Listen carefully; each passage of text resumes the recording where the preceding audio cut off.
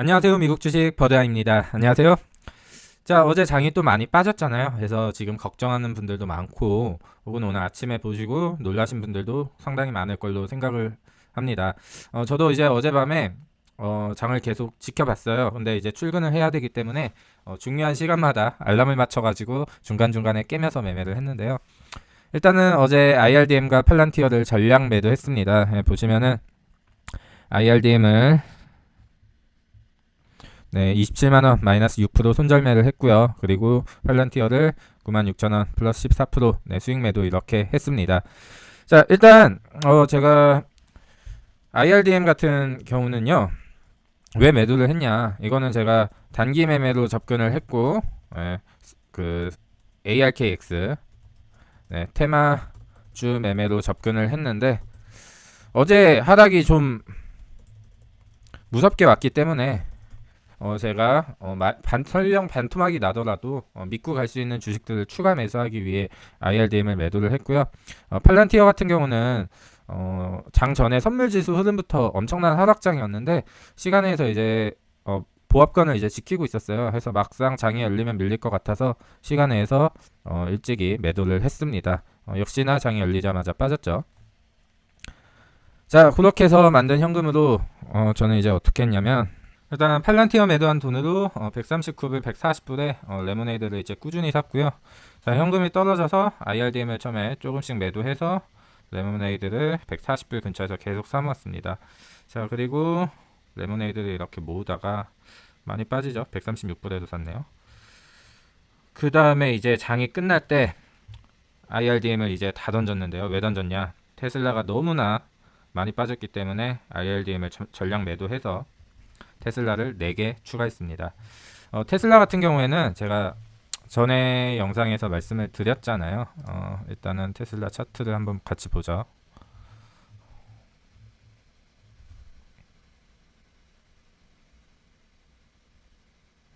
자, 전에 이제 제가 영상에서 말씀드린 부분은 일단 뭐 기술적인 단기 바닥은 요 가격, 요 날짜 가격 695불이 많다. 근데 여기까지 온다는 보장이 없으니 조금씩 모아가다가 이 부분에 가까워지면은 이제 좀 비중을 많이 실어라 이렇게 말씀을 드렸잖아요. 그래서 저는 이 선을 예전부터 이제 그어놓고 주시하던 선인데 이게 하루 만에 뭐 천천히 밀렸으면 여기까지 좀 기다렸을 건데 이게 한 번에 너무 이제 급격하게 빠져가지고 좀 투매가 나오지 않았나 이런 생각이 돼서 지금 남아있는 현금 IRDM을 팔아서 만든 남아있는 현금을 모두 여기다 이제 집어넣었습니다.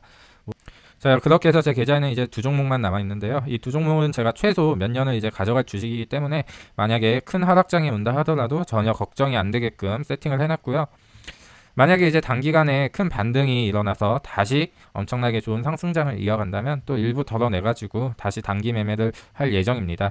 테슬라 같은 경우는 제 평단이 이제 330불인데 중간에 이제 분할 매도하고 다시 사고 뭐 이렇게 반복하다 보니까 평단가가 이제 계속 올라갔고요. 저는 이제 테슬라에 대한 믿음이 어느 정도냐면 지금 이 평가총액 4,200만 원 중에 1,200만 원은 대출 레버리지를 지금 사용한 상태입니다.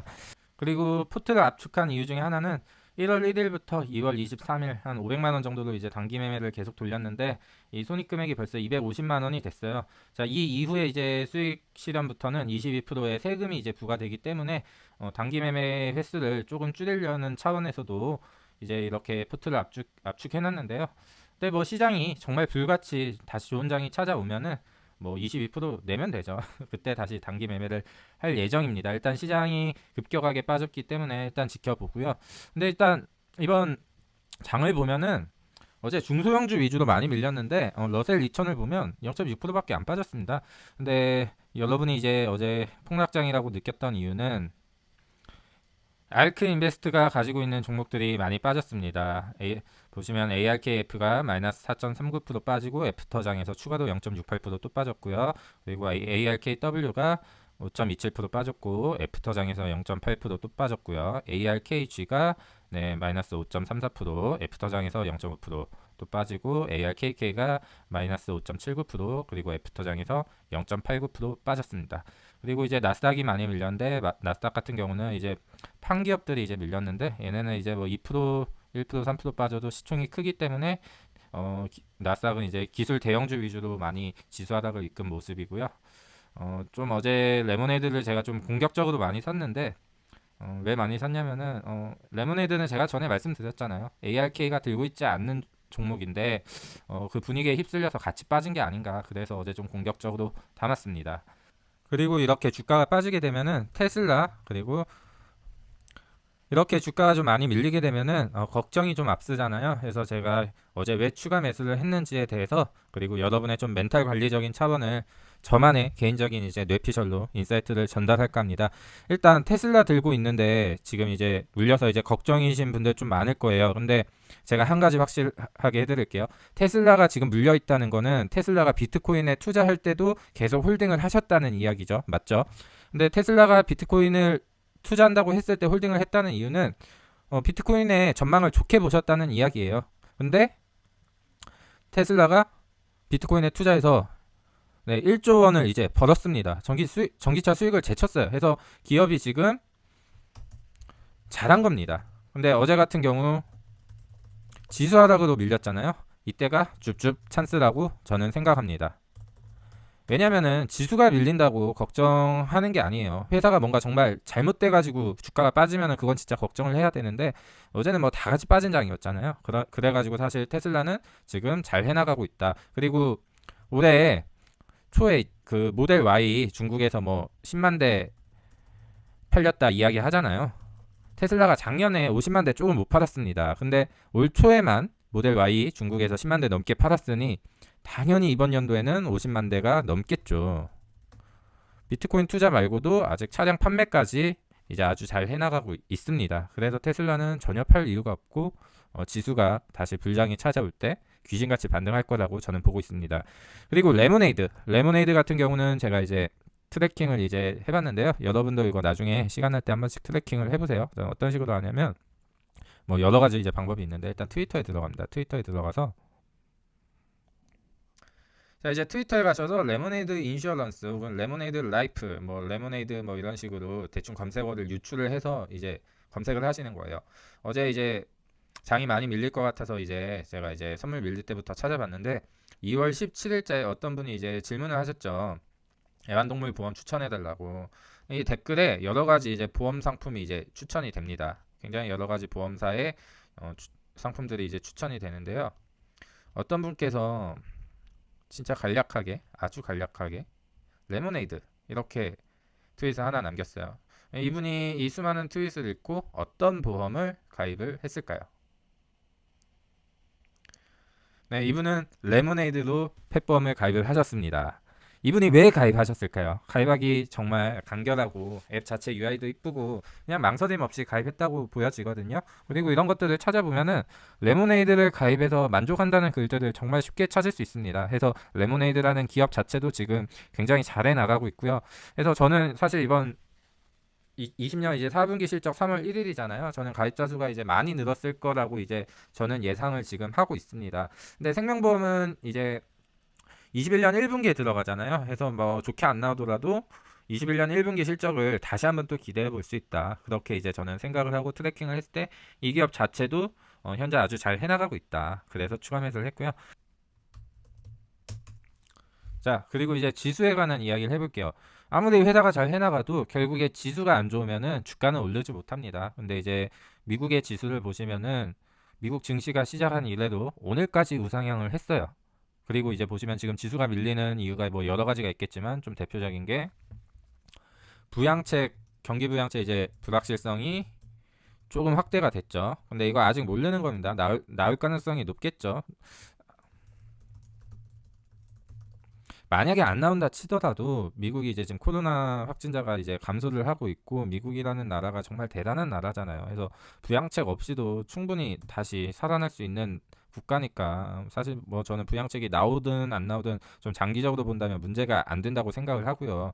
그리고 이제 또 많이 말하는 10년물 미국 국채 금리가 급격하게 상승한다. 또 이걸로 많이 빼는데 그럼 질문 드릴게요.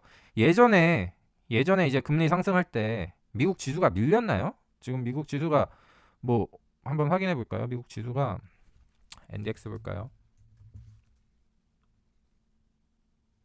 제가 뭐 예전에는 이제 뭐 미국 주식을 안 했었지만 이 기간 동안에 금리 인상이 분명히 있었을 거 아니에요. 금리가 높았던 시절도 있고. 근데 결국 우상향이에요. 그래서 이 시장을 믿고 가는 거죠. 사실 미국이 빠지면은 코스피도 빠지고 다 빠지는데 어딜 믿고 투자합니까? 미국을 못 믿으면. 주식을 할 거라면. 그래서 저는 사실 지수라는 거는 이게 뭐 여기까지 온다 하더라도 어차피 우상향이잖아요. 그래가지고 회사만 문제없이 잘 커가고 있으면은 그게 결국 나에게 이제 큰 도움을 이제 준다고 이제 생각을 하고 있어요. 그래서 오늘 이런 부분 설명드리고 제 말 들으시면은 조금은 이제 투자하시는데 확신이 생겼을 거다 생각을 하고요. 그리고 CCIV 어제 장중에는 많이 올랐다가 이제 장이 끝나고 나서 합병 발표가 나고 전형적인 뉴스에 파다라져 해서 시간에서 이제 마이너스 30% 정도 밀렸는데요. 일단 이거 같은 경우에는 제가 분명히 큰 하락 폭락이 나올 거라고 예전부터 말씀드렸죠. 그래서 저도 이제 루시드라는 기업을 좋게 보고 차를 이제 좀 찾아보니까 저도 사고 싶고 굉장히 잘 될 기업인 건 맞는 것 같아요. 그래서 근데 이걸 뭐 50불 이상에서 뭐 사셨던 분들은 30 몇 불 뭐 이때 사신 분들은 300% 오른 주식을 사신 거잖아요.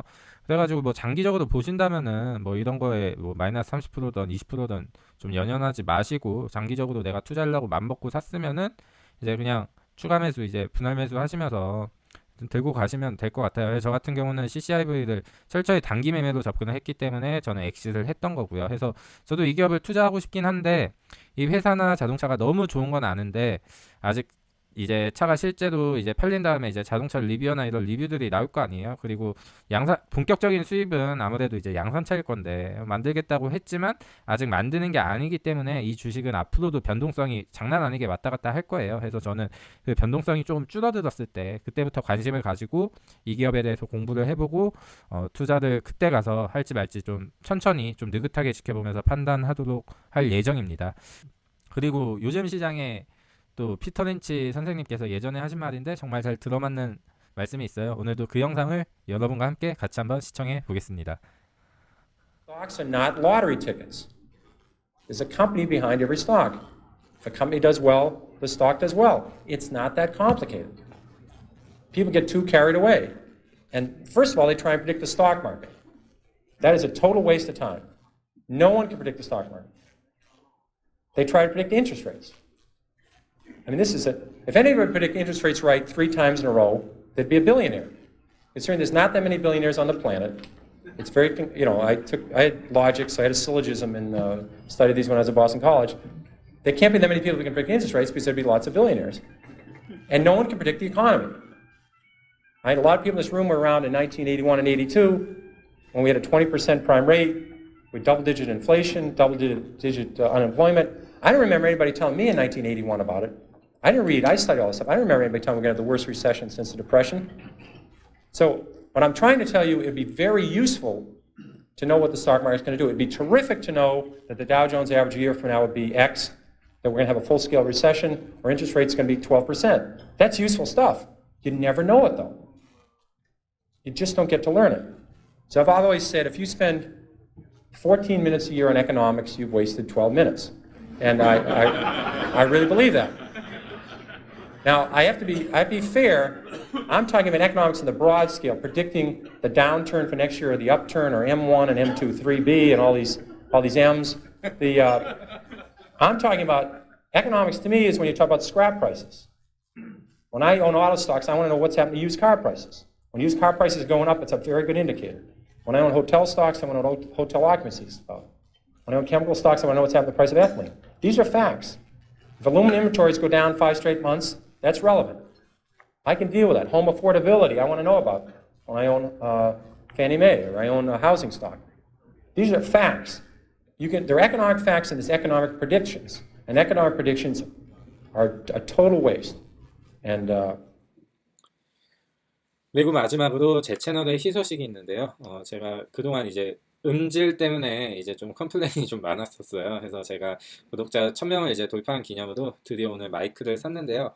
제가 아직까지 이 마이크의 세팅이나 공부가 안 된 상황이어서 일단 음질은 조금 좋아졌는데 아직도 부족한 면이 있을 수가 있습니다. 제가 이런 설정이나 오디오 편집에 대해서는 또 시간을 내서 공부를 해볼 테니까요. 앞으로 더 좋은 콘텐츠 만들 테니까 오늘 구독과 좋아요 한 번씩 꼭 부탁드리고요. 그리고 이제 피터 린치 선생님 말씀대로 전문가도 잘 맞추지 못하는 경제 예측이에요. 그래서 여러분이 지수나 금리 이런 것들에 신경을 쓴다기보다는 내가 투자하고 있는 기업이 잘 해나가고 있는지 이런 부분을 트래킹 하시면은 분명히 시간이 지나서 좋은 성과가 있을 거라고 생각합니다. 지금까지 버드아이였고요. 다행히 오늘 지금 오후 5시 30분인데요. 선물 지수가 조금 반등을 하고 있어요. 그래서 장전까지 이 흐름을 좀 이어나갔으면 또 좋겠습니다. 자, 오늘도 성공하는 투자 되시고요. 지금까지 버드아이였습니다. 감사합니다.